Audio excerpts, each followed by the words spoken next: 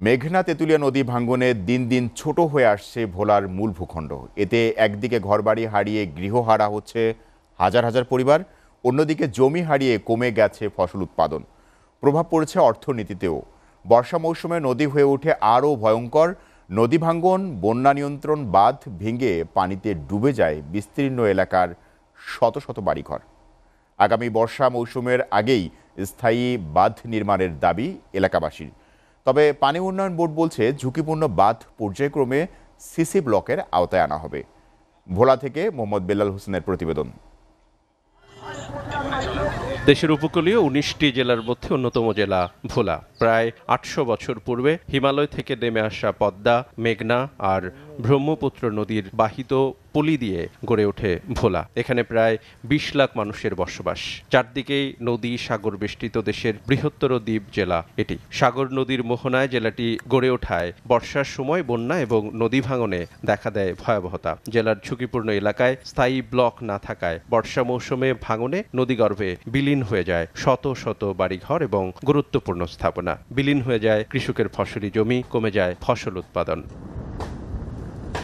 অনেক স্থানে অতিরিক্ত জোয়ারে বন্যা নিয়ন্ত্রণ বাঁধ ভেঙে পানি ঢুকে ক্ষতিগ্রস্ত হয় হাজার হাজার পরিবার। এ সময় পানি উন্নয়ন বোর্ডের লোকজন এসে তড়িঘড়ি করে কিছু জিও ব্যাগ ফেললেও তেমন রক্ষা পায় না ভাঙন কবলিত এলাকা। তাই বর্ষার পূর্বেই শুকনো মৌসুমে স্থায়ী ব্লক বাঁধ নির্মাণ করে ভোলাকে রক্ষা করার জন্য দাবি ভুক্তভোগী সব মানুষের। বানতে বানতে আমার ঘর বাড়ি সব পানিতে গেছে, গাছ গাছাই হন আবার ভাঙ্গি একটা আমার ধারে আইছে। কিছু অসাধু লোক মাঝে মাঝে সুযোগ পেলেই চর কেটে দেয় ড্রেজার দিয়ে, যার কারণে সরকার কোনো ব্যবস্থা না করে তো সব লক্ষ লক্ষ কোটি কোটি বাড়ি ঘর আপনার বাঁচতে বোঝে। সব বিলীনে গেলে বেরিবাদ সুইটটা টাউনও পানি ঢুকতে পারে। তার জন্য আবেদন করতেছি যে আমরা দুল্লা সিজনে ব্লক দেওয়া হোক। জেলা প্রশাসক জানিয়েছে মনপুরার জন্য একনেকে অনুমোদিত ১০১৬ কোটি টাকার চলমান কাজ সহ ঝুঁকিপূর্ণ এলাকাগুলোতে পর্যায়ক্রমে বন্যা নিয়ন্ত্রণ বাঁধ ও ব্লক নির্মাণের চেষ্টা করা হচ্ছে। বর্ষা শুরু হওয়ার আগেই আমরা শেষ করতে পারি সেই দিকে আমাদের নজর আছে।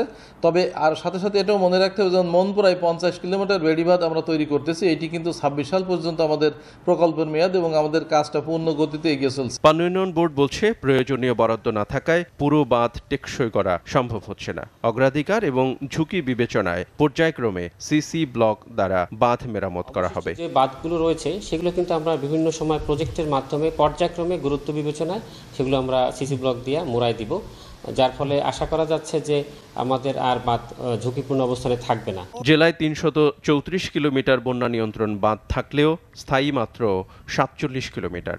এর মধ্যে ৫৫ কিলোমিটার জিও ব্যাগ ডাম্পিং করা হয়। বাকি ২৩২ কিলোমিটার বাঁধ পুরনো, সরু, নিচু আর ঝুঁকিপূর্ণ।